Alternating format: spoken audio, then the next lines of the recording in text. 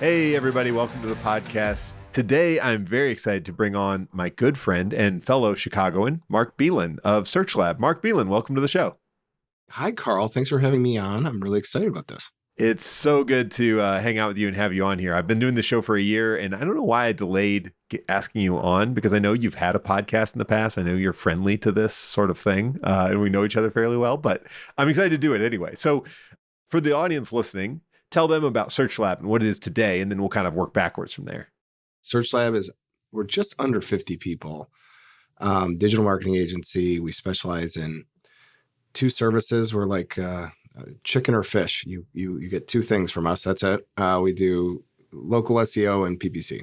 So I'm kind of a niche on the SEO side. So to the extent that people know about SEO, they know that there's this algorithm that we're all trying to figure out. And our team is really, it's really more accurate to say there are algorithms, plural. And we're really interested in one of those algorithms called the local algorithm. So our team like nerds out on, does studies and speeches and tries to really get to know what Google's doing with that local algorithm. And then we're also a niche because we work with a lot of car dealerships. So tier 3 car dealerships, not like Chevrolet isn't my client. It'd be like the Chevy dealer. Right. Jim Collins Chevrolet down the street, exactly, or whatever it's called. Right. Yeah. Would be my client. And so we're kind of a niche. We really know this discipline of SEO. And then we're really well known in automotive. Yeah. Now, 50 people is a fairly good size for a marketing agency. How quickly has that happened? Because I think you're, 9 years in? So it wasn't super fast, but also that's a fairly good clip, to be honest. Coming up on 9 years. I guess it is 9 years technically. So it's always, I always feel like I'm going to get fact checked on when we started this company because technically I started, I think the papers with the Illinois Secretary of State are June 2016, but it was really like my nights and weekends gig. And I had another company that I had started, and this is a young family, and like this was to make a little extra money. And then it grew to be too big. So I always say our start was really March of 2017. And that's officially when I burned the boats and I had no other income besides this. And so, it's coming up on 9 years. I've been doing this. So that's a pretty good run. We grew very fast for an agency because I had this previous experience. Like I could bring clients over from my first agency. We had a really good like little hack that we had early on, which is to get. I'm really fortunate where I took advantage of this wave of everybody moving from print to digital. Yeah, right time, right place, right? I mean, that's half the battle, I feel like. I just caught a wave. And so there was a lot of luck there. And so early on, we would like just try and talk to every Yellow Pages salesperson, Chicago Tribune salesperson, Northwest Indiana Times salesperson, and be like, hey, you've got clients and you got relationships, but nothing to sell them. Why don't you sell our thing? And so that worked really well early on. And we were a nice little like local story, I guess, in the agencyville. And then quickly had to change. that only took us so far. Weirdly, if you're a company, you want like core values and you want to have like a good morale on your team, like hiring a bunch of, mercenary Yellow Page sales reps is not exactly what you have in mind. Right. It doesn't necessarily turn you into the culture you wanted to have long term. But yeah, it's so funny. I do have some questions about that getting started phase, but it is funny to think about like some of that classic line of what got you here won't get you there. And that just comes up so often in these conversations with people who've been at their business for 5+ years. There's things that worked in year 1 or 2 that just don't work anymore, or they're too small scale to make sense at some point. My impression is this keeps happening. So I was listening to Berkshire Hathaway's annual meeting last year, and Warren Buffett is up there talking about like, we have, I don't know, $100 billion to deploy or something like that, some crazy amount of money. And they're like, well, why don't you just, buy a bunch of private companies? It's like, none of them are big enough to move the needle. Like we basically can't buy anything less than $50 billion, or it's not worth our time to even look at it. I'm like, what a problem to have, man. Like, yeah. But anyway, so my question in this, I am not really asking a question, but I will. My question in this is, Did you anticipate that coming into running a business? Did you kind of have some knowledge that this was going to be an ever-changing thing? Or did you think, oh, I found my hack. This is it. We can kind of ride this to the sunset? I've had that realization that you're talking about, but I don't know. I don't think I had it before I started. I've learned that along the way for sure. And it's really true. Here is the thing that I think nobody talks about. We're in this group EO together. And so I work with a lot of the accelerators and stuff like that. And I'll talk about this a lot, which is, you got to, like, it comes to these points where you plateau or you're struggling to grow again. You got to take a big risk again. One thing that I think nobody tells you is there's like probably a worse than 50-50 chance that you take that risk and it goes totally sideways. It doesn't work out. Like the story, the way you kind of told it was like, you're going to take this big risk and then it's going to propel you. And that's true, but it's probably going to be more like fits and starts. It's going to be like you try something, that didn't work. Let's move in another direction. That didn't work. And eventually you find the thing. But it's much less of a straight line than I think we give ourselves. And then you kind of have to think, like, the audience for this is agency people. Like, do you want that life? That's a tough life. Like, when I think about it, it's like that's a hard life where you just go, like, you finally get a little, this little engine that you've dealt with all these like hard things. It was like at SearchLab at the beginning, it was like a rocket, when they jettison the part, you see a rocket go up and they jettison the part. It's kind of what it felt like with, it's like, can we keep going up? I don't know. Like, this is scary. Eventually we had to get rid of all those people, people, to be the company that we wanted to be. And it was very risky. It was like really nerve wracking. And I was just starting to be like, I'm making some money. Thank God this entrepreneur thing is like, this is pretty cool. I have a little bit of money. And then it was like this stark realization that, like, oh, to get to the next level in the game. Yeah. To go back to you have to go back. Yep. To risking it again. And again, there's like a pretty good chance it's not going to work out. Yeah. Yeah. This is speaking to me right now. I'm going through one of these, stepping back, and things are not, it's not following the nice pathway I thought it would when I laid it out on the business model. Right. And, but I think what I've realized in talking to people like you and just observing is that is the journey. It is getting used to that, like, constantly stepping back and restarting almost, and rethinking and re-platforming and whatever you want to call that. But like, if you get really good at that, I think you can do this. Like, I think you can be an entrepreneur and be successful and make a living at it for a long time. But if you have in your mind that you're going to get to this point where just the income's just passive and it just works forever, like, you lost. Like, there's no way that's never going to happen. Right. It's really hard. I mean, there are exceptions to every rule, but like, I didn't want to do that. Like, I wanted to really continue to scale. And I've had a bunch of those sort of like breaking points, and we're kind of at a plateau now where it's like, I'm trying to break out of it. And it's tons of risk, and it's a really interesting time, but that's the job in a lot of ways. It's like, how do you break through? And I think that, like, iterative nature, that persistence thing, I'm a decent tortoise where I just like continue to like chug along and try different things. And yeah, it's funny. We're so obsessed in my company about like process and procedure, like standard operating procedures, making sure everything's documented and all this stuff. And when you look at something that I did, it's almost always very bad at the beginning. And then it works through like iterations to get to be just pretty good.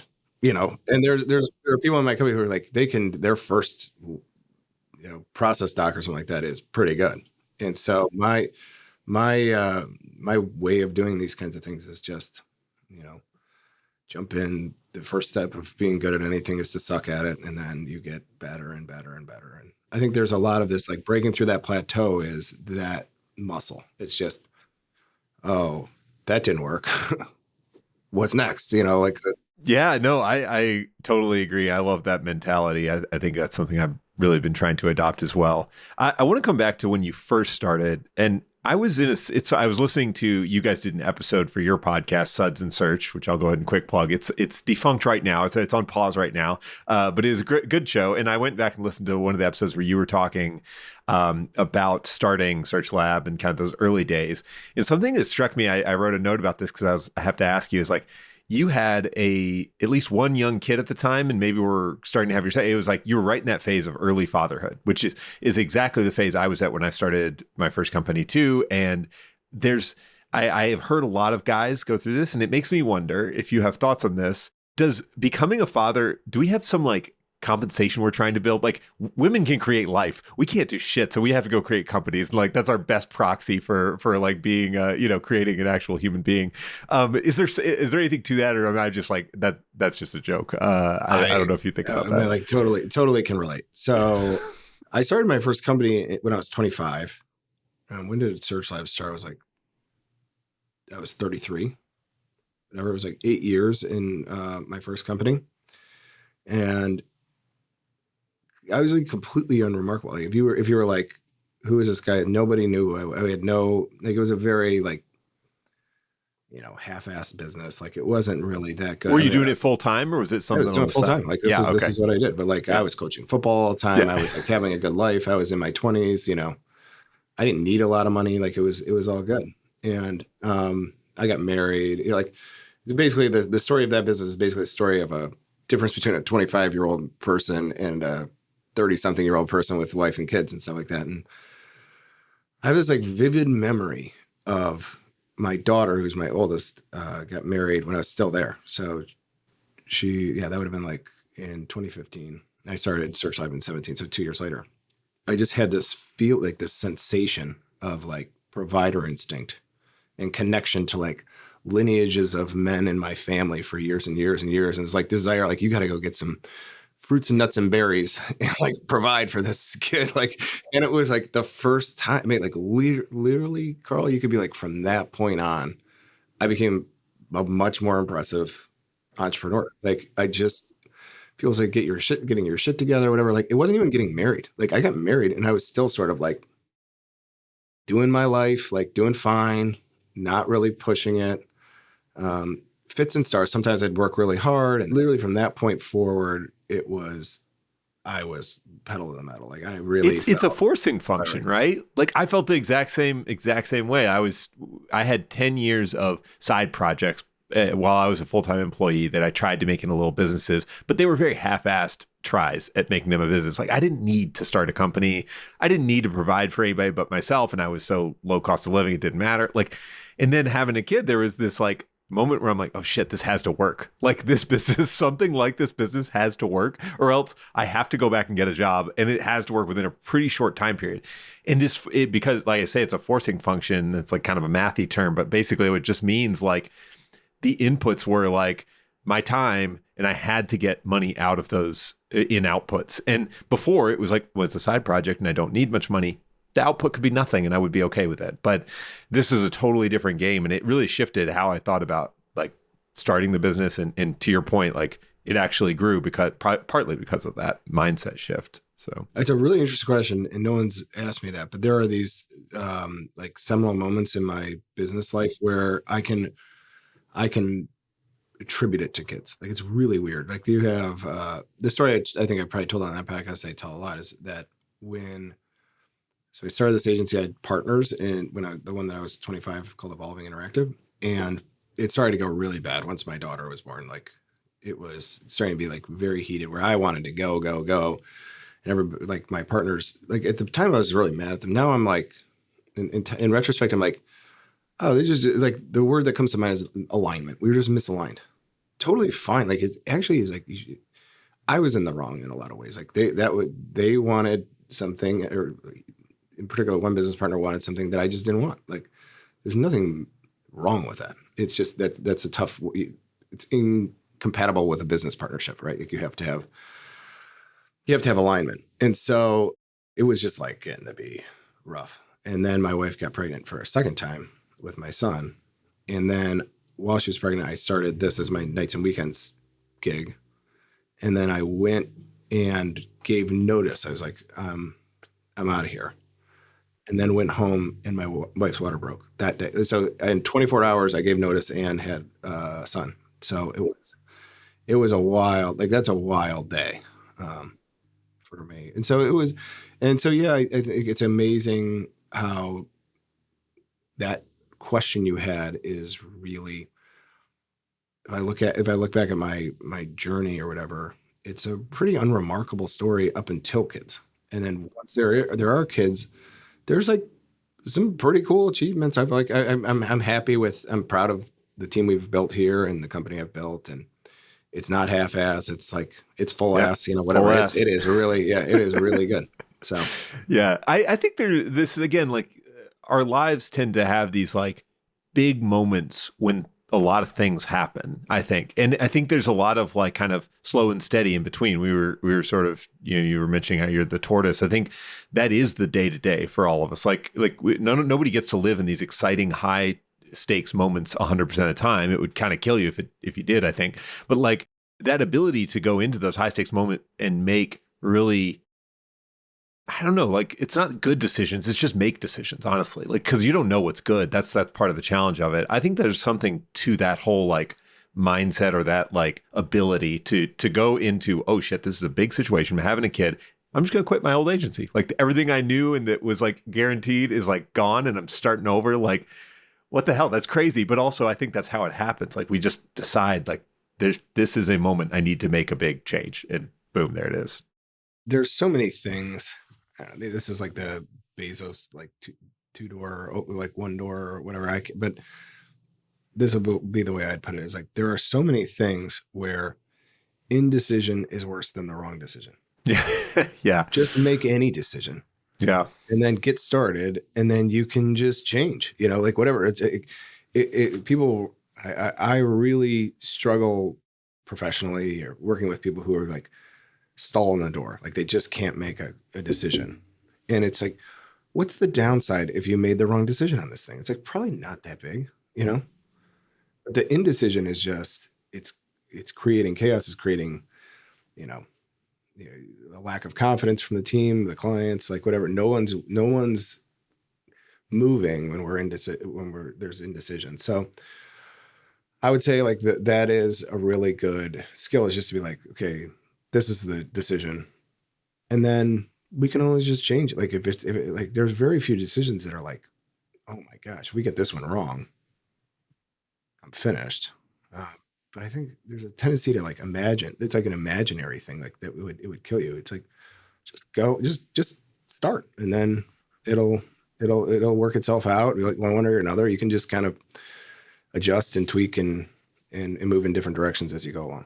Yeah, absolutely. I love that. Well, we definitely need to go get more into mindset stuff. I do want to cover some of the like pivotal moments that you've had at SearchLab from like a growth and kind of defining the direction side, side of things. And you talked about some of these again in that podcast episode I'm referencing. But like one of the things you said there that I loved and was really interested to hear you dive into more is at some point you got more focused on doing less and yet you grew faster during that period. Talk to me more about that. Like what was that decision like? And again, going back to these key decisions, like it sounds like you kind of just went all in on one set of things rather than trying to do a little of everything, little websites, little, digital marketing, a little of this. So talk about that decision to do that and how that played out. When I first started, it was, again, I was like a parent. If your money was green, I was Right. into it. Like, we had some terrible, there's one project I vividly remember, like, I don't really know how to set up somebody's email, but I think I could probably figure it out. I set up the email for my company, so I probably could do this for them. So like, I was like, okay, I'll do that. And then I like destroyed all their archived email, like all their old email going forward was like gone. I was like, what am I doing? So, just like a client of mine once said, like, Mark, if I asked you to reshingle my roof, you'd say yes. Like you will do like you will say yes to anything. And so that came from a good place. Like I really wanted to, I'm making it sound like I just wanted to have money or whatever. Like I wanted to solve problems for my customers, and like I had confidence in my, improvisation skills and stuff like that I could just work late nights and get it done.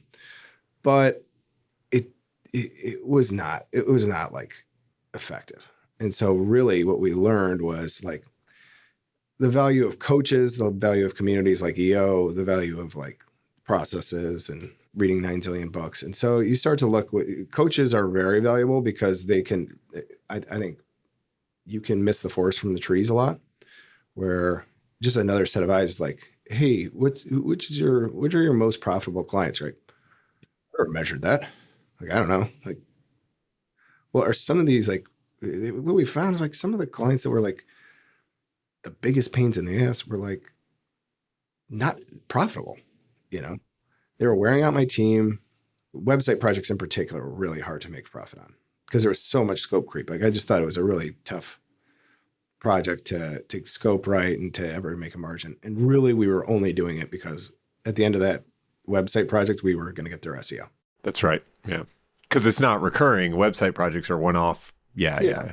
It was just like I didn't want it to be a loss leader, but often it would become a loss leader. And then guess what? Like you script their website project, they're not going to keep you as their SEO. So like it was a dumb decision anyway. So as we got more into just studying our customer, who we really love to work with, the work we were really proud of, and what we did, what we were running the work to do, we zeroed in and it was like, oh, they're almost all local SEO projects, PPC projects, and we kind of just started to cut services pretty quickly and zero in on that. And what was really valuable about that is for me now, I was something. I wasn't a generalist. I was like a local SEO expert and stuff like that. And so I had a point of view. I had like I was interesting for the first time. And so I started to speak at conferences and podcasts and trade shows about this discipline because instead of being like, oh, I know website development, analytics, SEO, PPC, and everything, I had this one thing that I could be kind of an expert in. And it was great. It really worked well. And it allowed us to go very fast. Like just having that expertise. And ultimately what happened was I attracted people who are even more, well thought of, like Greg Gifford, who works with me, came aboard right around this time. And it like, you were like a magnet for like just good activity because you were like easy to define, easy to put into a category. And so it helped me with like marketing and personal branding, and then ultimately like, attracted the right kinds of leaders to my company. Yeah. The way I always explain it to relatively new agency owners who are still broad generalists that do any marketing for anybody or whatever, whatever is, okay, if you put yourself in the category of I do everything for everybody, you fall into no categories. When I look through my Rolodex, like, so we're having a conversation, Mark, and you go, hey, Karl, who does short form video the best? And this person I just met with tells me all they do is general purpose marketing. They don't fit that category, so they just ignore them, right? And like I go through my mental Rolodex and I think, who said all they do is short form video for LinkedIn, right? Like there's somebody in that Rolodex who does that. And you want to be that person because that person gets remembered, even if it's a tiny subset market, again, like think like local auto dealers. Is that the world's biggest market? Clearly not the biggest. It's big, but it's not like we do marketing for everybody. But you fall into a category now where if a local auto dealer owner ever came to me and said, I need to do my website, SEO, whatever, Mark's the only guy I know who does this. So he's going to get the intro, whether it's the right fit or not. That's up to him. But I'll say one more thing too. And this is like maybe you can do better work too. Like that's the other thing that nobody talks about. It's like if I why was it valuable to like really get this knowledge base in automotive? There's a whole lingo, there's a whole like understanding of how a dealership works. Like a dealership isn't just selling new cars. They have like parts and service in that dealership. They have a used car sales and they have F&I. Like they will give you financing for a car. If you can understand all those parts, you can just service them better. And you're like, oh yeah, I've done this, but like I've had this problem before. I know it. And yep. You're not like learning on the job anymore. You're like, yeah, I have like some expertise. So like the quality of the service to the customers gets a lot better when you specialize too. And I think, I'm really into this. Like my company is like customer centeredness. Like if you're somebody listening and you're sort of a generalist, and you're looking for a reason to do this. It's like, put the customer in the center. What's the best thing for them? The best thing for them is, but I'll put it like, let's be gestalt here. Like the best thing for my customers was not for me to do lots and lots of things. It was for me to do what I did best all the time. Yeah. Love it. So one of the other growth sort of or transformational periods you talked about in that podcast episode was culture index and really getting serious about the team and, growing more than just a few of us helping make websites kind of organization, right? And I think you were talking to Greg about this, and you were somewhere around 9-ish people when he joined, and it pretty quickly, has just kind of continued to grow, I guess, since then. Talk more about culture and how you guys started to get into that as far as like a thing you paid attention to rather than just like, hey, we all get along and we're all cool with each other, so let's make a company. Do you remember the Great Resignation? Like this was like everybody was resigning, and like Yeah. it was a great time to be an employee. And so like people would leave and get humongous raise, like Yeah. 25 grand more than they were getting paid at SearchLab. And so we had hit this point where this was starting to impact. And I took it really like as CEO, I was like, everyone who was leaving, it felt like directly was saying they didn't like me or my culture. Like, this is Right. driving me crazy. And a lot of like the early people who really helped us with that first scale, were leaving. And I was just like, this is terrible. And you can use these assessments. Culture index is one. I don't work for culture. I'm always like, want to make sure people know it's works for us, but there's lots of Colby's one, it's one. Like the important thing is that we had an assessment and we had a way of looking at our prospective team, our current team and our prospective team. So one of the things that we found out, like the people who were leaving in particular were great, like Mark Bealin people, because we were this little scrappy pirate ship where it's like, figure it out. I don't know. And they would go and figure it out and problem solve and everything like that. But as we got larger, that's less of a skill. It's more like you want to slot people into their specialty. And the figured out people are kind of like, this sucks. Yeah. Like, There's not a place for them. Yeah. Yeah. And it breaks my heart. But like that was like, what got you here is not going to get you there, to use your quote from before. And so we got better insight into, with Culture Index, how are these people hardwired? Like, are they hardwired to be that sort of like throw them into the deep end and they'll figure it out? Or are they hardwired to like give them explicit instructions? And I couldn't even believe it. Like, it was really weird, because I'd be like, nobody wants to work that way. Like, nobody wants like that much. Everybody is a figure it out person. And they're like, no, that's not true. And I remember people were like, they get people to work at the IRS. And that was like the quote where I was like, oh yeah, they do. They get people to work at the IRS. Like, there are people who like repetitive, same, steady, well-documented, work.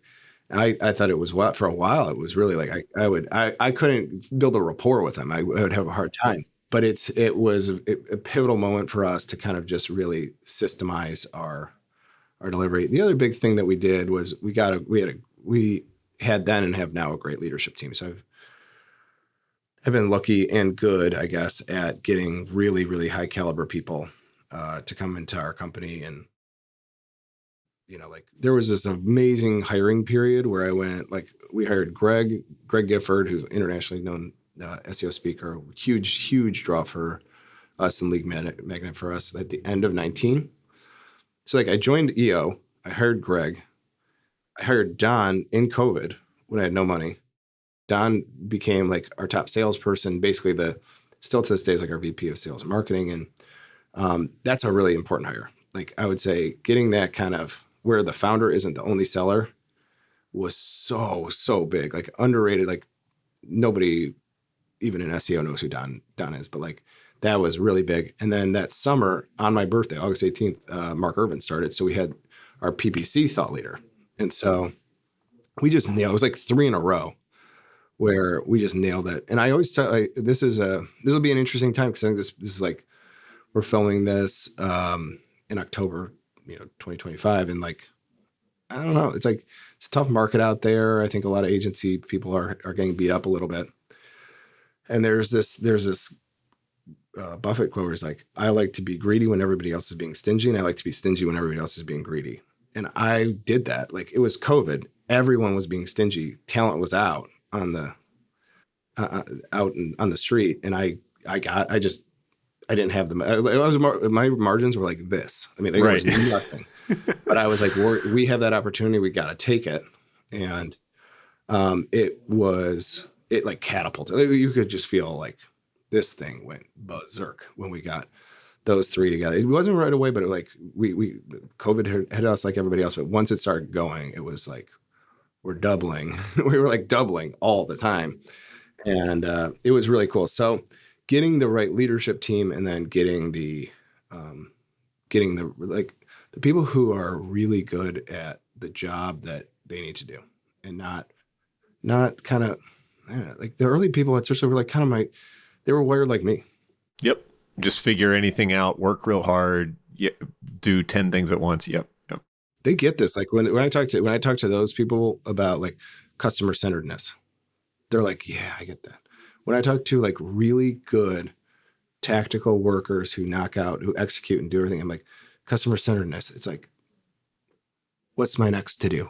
They don't get these big picture things are elusive sometimes. Right. So. Yeah. Yeah. Very interesting. And it's interesting also what strikes me there and what you just described. Some of these key hires were people who had existing audiences and credibility in the industry. I think that's something that you've done that I've not heard from a lot of other people. And I'm not saying that those people, obviously those people get hired, like but often they end up being kind of like soloist consultants. How do you convince those kind of like, again, big names, for lack of a better term, in your little space to come work for you rather than be out on their own, where they could kind of be doing their own thing, calling their own shots? Or is that just kind of, is there a trick to that, Mark? There's multiple stories here. With Greg, it was, I don't know, like it was fortunate timing. Like he was between jobs. Like he went and worked somewhere, and I did it. I just put on a big sales pitch. Like it worked out okay. With Mark, it's interesting because I met him on my podcast. So that's how I met him. And after I talked to him, I like couldn't go to sleep. And I was like, I messaged Greg and I was like, we should get Mark to run our PPC. And no joke, Greg like messaged me back and was like, you're not getting Mark Irvin to come work here. You're lucky you got me. You're like, he's not coming. Right. Like we should look at some other people. He's not in automotive, all this stuff. Like, and then Greg actually watched the podcast and he was like, I see what you mean. I'd already reached out, but he's like, we should look at this. Like Mark made one comment, was like how he likes to take little things and make them big things or something like that. And like, it was like, oh yeah, I think we should at least pursue this. And I'm so glad I did. And like the other thing that I was lucky too, because it was COVID, like everyone was laying people off. So looking for these timing things were so important to me. Now that I'm just thinking about this as we're talking about it, it's like timing was really important to me. I started in this industry in 2007. It was nothing. Like all that transition from print to digital. I almost was at the very beginning of it. And then, when COVID hit, I just got really opportunistic. Yeah, super interesting, and good on you for kind of taking that leap, because I think that's something where a lot of people, like you said, they just tightened up and said, let's just survive this, and you said, let's go find the opportunities there. We're kind of on the cusp of another big shift in this market, I feel like, and I don't know if it's going to be on the level of, print to digital or physical to digital. I don't know if the like AI, LLM sort of behavior change that this turns into is going to be the same level, but maybe, and it's for sure affecting us in SEO. Rather than talk about though the specifics of where GEO lives in 2025, because like that's going to change. Like fundamentally, how do you approach this kind of shift? Are you looking to hire somebody who's your head of GEO, or are you training team members? Are you like asking somebody to step up from the leadership team? Like what's it look like for you guys to stay relevant? I haven't talked to anybody about this other than my own team. So this is breaking news. Yeah. Yeah. But it's interesting. The word that comes to mind is like innovation. So I'm learning a lot about innovation. I'm learning a lot about how to do this. One of my favorite, and then I'm very interested in listening to my customers. So this customer centeredness is really, and I've said it a few times, but it's really important to me. Are you like, there's this concept called like jobs theory, jobs to be done, that I'm really passionate about. And so short way of describing it is like, a customer is paying, like if your business is making drill bits, 1/4 inch drill bits, they're not paying for a 1/4 inch drill bit. They're paying for a 1/4 inch hole. If there's a better way to make a 1/4 inch hole than a drill bit, they'll ditch you and do that really quick. That's right. Yeah. The only way you know how it's going is you better know that customer really, really well. And you better know like where their preferences are moving or how they're thinking about AI or like how what is the job to be done for an agency. It isn't, I promise you, it is not like SEO or more search traffic or more whatever. It's like, it's oftentimes something that's social or emotional. It's like they want to understand their marketing spend and why it's valuable. You put yourself in like the shoes of like you're a marketing manager at a car dealership.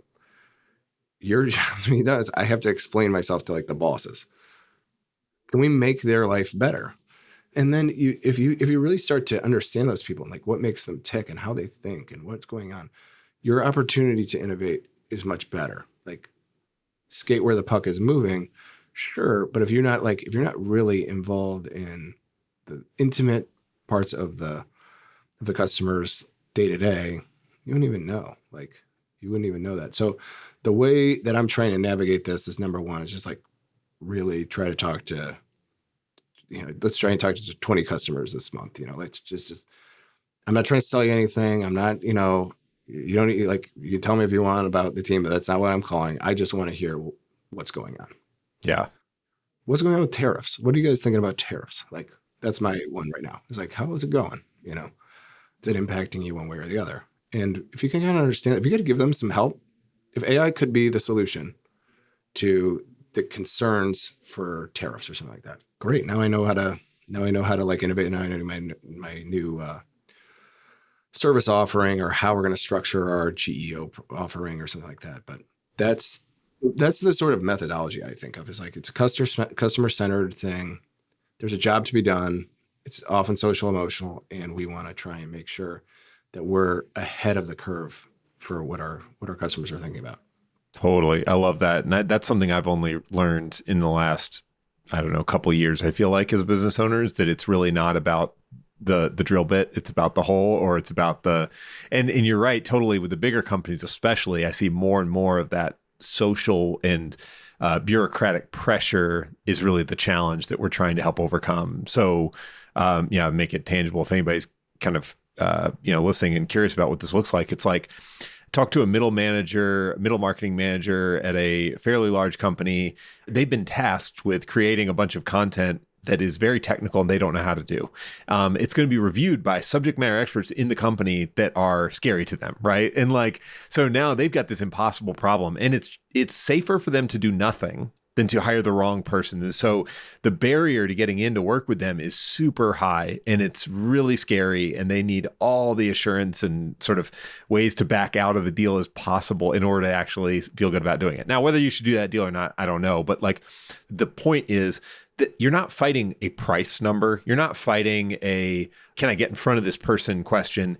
You're purely fighting this fear that they have in their head that you have no control over. So it's a really interesting challenge, and it's fun, but it's for sure like you're not selling the hole, or you're not selling the drill bit. You're not even selling the hole. You're selling the fear that the person who reviews the hole in 6 months will think it's shitty and make them do it again, like, so it's just kind of funny how distant the incentives can be from what you're selling and all that. Anyway. No, it's great. I love this stuff. Like there's the most famous one in jobs to be done. If like, I don't know if we've got time for a tangent here, but like the most famous one is like they get hired by McDonald's to find out they want to sell more milkshakes, and milkshakes are a high margin thing. And McDonald's has done a bunch of focus groups to be like, oh, they should be sweeter, they should be frothier, or whatever. And none of it worked.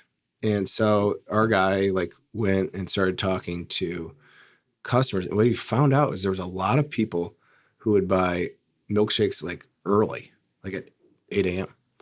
And they would buy just a milkshake. They wouldn't buy like a milkshake and a cheeseburger or whatever. And so he was like, started just talking to him. He was like, hey, you're causing me a lot of trouble. Like, why are you buying milkshakes at 8 a.m.? And he found out like after all these conversations that basically it takes a long time to drink a milkshake. And they were buying it for their commute to work. So if you're like a truck driver and you have a long route and you just want something like the job to be done was like make my commute more tolerable. And as soon as milkshakes did the job, because he's like, it takes me 23, one guy said, it takes me 23 minutes to drink a milkshake. Like by the time I'm done, I'm done. Like I'm there. And it was just like, it's such an interesting thing. It's like, you're not selling, like you're not, and also that tells you who you're competing against. You're not competing against other milkshake makers. You're competing against anything else that could make that commute more tolerable. And it affects your pricing, which I think is another important part where like your pricing gets decoupled from your costs when the job you're doing is so big that it's worth a lot more than it costs to execute it. So anyway, again, like we could probably go all day on jobs to be done. I won't keep us there forever, but I love that. That was a departure from, I think, entertainment, but I just love this so much. And it really is, it speaks to how I think about innovation. Like it really does. Yeah, yeah. And so, yeah, that kind of like comes back to like why we're talking about GEO or whatever it's going to be called. Basically like new things like this are going to come along every so often. And we as business owners just have to keep looking at the customers and listening to them and how either this new angle is affecting them. Is it now the expectation from your boss that marketing budgets should be lower because of AI tools, or that we should be, have more traffic because of GEO? Like, I don't know, but we should know that, and we should know how to sort of manage those expectations and either service them or not, or convince them otherwise, depending on what you want to do. But yeah, the last bit I wanted to talk about with you, Mark, because I admire this about you a lot personally, is your ability to, or your commitment to doing hard things. We both saw Jesse Itzler, who's a well-known entrepreneur and, a big entrepreneur as far as like how many zeros are behind his exits and things. We saw him earlier this year and it was great. I loved it. I had a great time there. It was very inspiring. I came away with all jazzed up, my wife and I both. And, but you took it a step further. Tell us about a little bit of what you're doing there and brag on yourself a bit. Cause I think it's really cool. It's funny because when he went and talked, I was watching the Super Bowl with, I think he came on Tuesday and I was watching Super Bowl on Sunday with him. So it's very interesting. But I joined Adventure Club, which is his mastermind group, basically. And I did really like Jesse. I would say his wife is Sarah Blakely, who's even more successful entrepreneur, like the founder of Spanx. And she's really like, she's way incredibly successful. So anyway, I what I really liked about him was, number one, I just found there these influencer people were very much like a hustle culture. Like, why are you not working weekends? Kind of the Gary Vaynerchuk, Alex Hormozy kind of, which I like. I like everything. I'll take good stuff from them all the time. I'm not hating on either one of those guys, but it was just like, man, this is tough. And then I would read or listen to, podcasts and books about great entrepreneurs and be like, I don't know if I'm ruthless enough. I don't know if I'm cutthroat enough to be this or whatever. So I finally looked like, well, just this looks like a great person for me to model. Like he is very successful, kind of a sales and marketing, similar kind of unique abilities to me, and true entrepreneur. And I liked this adventure part to him. The other part, the timing was interesting because, now at that point I was like 8 years into this company. And that's 8 years of a lot of conferences and trade shows, a lot of like chasing after kids, not a lot of good sleep, a lot of eating crap at the airport. And I had really lost track of like my health. It was getting to the point where I was like, I could see some bad things happening. And so I talked about Mark before, but Mark died in May of 24. So he was only 35 years old. So that was a really terrible, I hope nobody has to go through that. That was like one of the worst. That was the worst thing I've ever gone through. We were very good friends too. And so he really was running a lot of the day-to-day operations for my company at that point. Like all the managers were reporting to him. And so it was like, that was the thing that kind of shook me up and was like, okay, even my wife more than anything was like, I'm making a whole bunch of doctor's appointments for you. You're going to like put the electrodes on your chest and run on the treadmill and do all that stuff. Yeah. And so it wasn't right away after he died that I started on this, but like the timing all layered out. I'm like, I really like this message from Jesse. I need to get my health in order. I liked his approach to it was like kind of an adventure. So I joined his mastermind group called Adventure Club, and we have done some amazing things. Like the first thing, so to me now this wouldn't be that hard, but like at the time it was super hard where the first thing we had was a wellness retreat out where he lives, like in Georgia. And so I was like, I thought we'd be like drinking herbal tea and towel snapping and like having a great time with Jesse Itzler. And instead, like I got the agenda, it was like 19-mile hike, up and down elevation. And I was like, I barely even started training. Like I did like the New Year's resolution amount Yeah. of exercise at that point to like try and get things going. And so that was awesome. That kind of like got things going. And then the main thing that I did this year was rim to rim to rim. So like went down across the Grand Canyon, down across and back with our mutual friend Alex Zepfer. And that was amazing. That was really hard. And that took a lot of training. I would highly recommend it to anybody who wants to do it. But that was like, there was the nice thing about that one, nice, not nice, is there was no other way. Like you had to get out. There was like Right.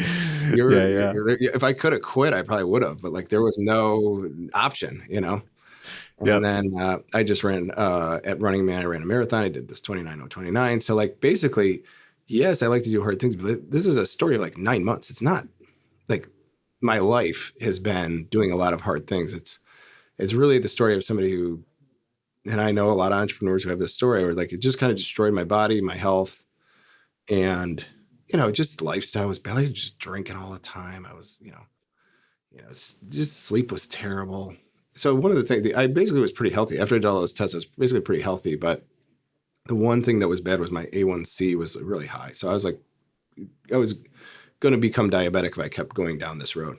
And now, like in August, I did my most recent, and like my A1C is the best it's been. Like the only like not in any danger or anything. Like I have no bad things on my report. So that's good. Well, it's like, I mean, how those things can turn around fast if you're young, you're still relatively healthy. The long-term effects haven't, kind of built up, and it's a lot harder to turn that around in 10 or 20 years from now, than do it now. So good on you. But I think also it speaks to kind of this, again, like we've been kind of, this theme has come up a couple times of like, you're going through running a business and you have times where you think you've got it all figured out, and then it kind of all like starts to fall apart and you have to refigure it out. And like you have to be willing to do those hard things of stepping back, being, maybe more involved than you wanted to be, or getting involved in a part you didn't have to be involved in for a while, or getting rid of a key person who you thought was always going to be there, or whatever. All these things have happened to us.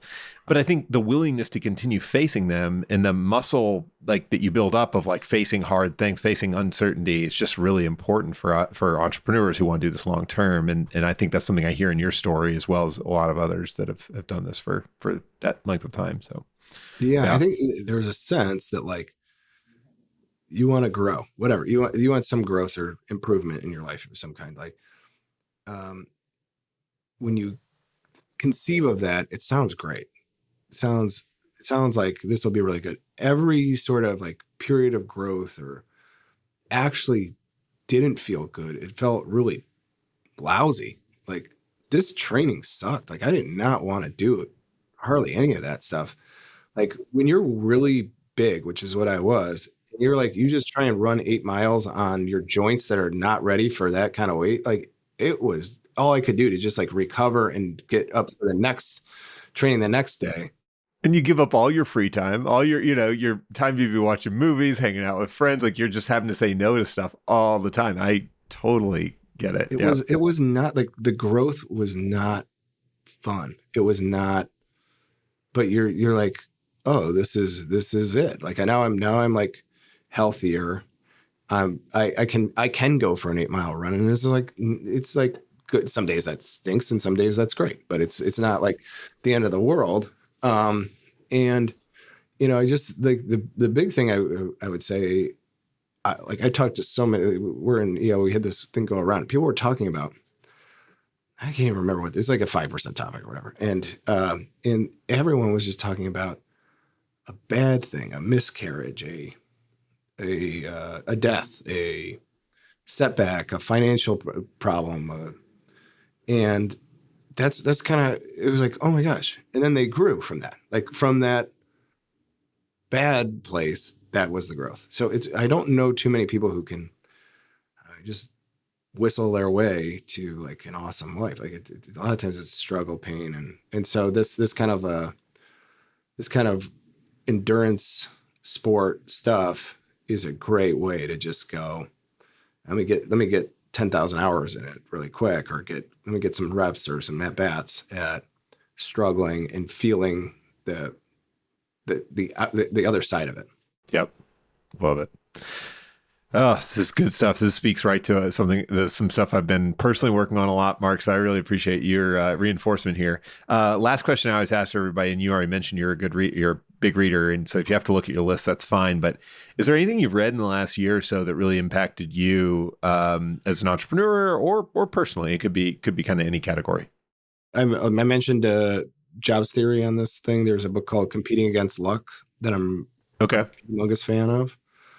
Clayton Christensen. Yeah. I like, what's the big one he has? Innovator's Dilemma. Innovator's Dilemma. So yeah. And also how will you measure your life? I think it's a series of lectures that I've also read of his, but I haven't read but Innovator's Dilemma is like kind of his master work. But Competing Against Luck is the one about jobs theory specifically.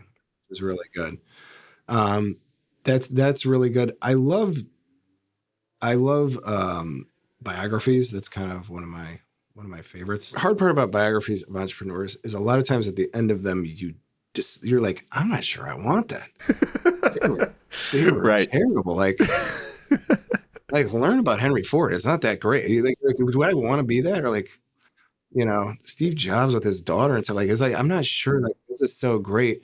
So I read a biography about the Wright brothers, the David McCullough biography, and I actually liked them. Like, they're like, oh, that's awesome.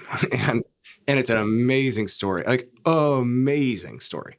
It's an American story. It's really, it was really uplifting. And at the end of it, you didn't despise the people. Like, you actually were like, oh, I hope some of that rubs off on me, And so that would be another one. I love everything about the Wright brothers. I think they're just like an amazing story and like a treasure, like an American treasure that they did what they did.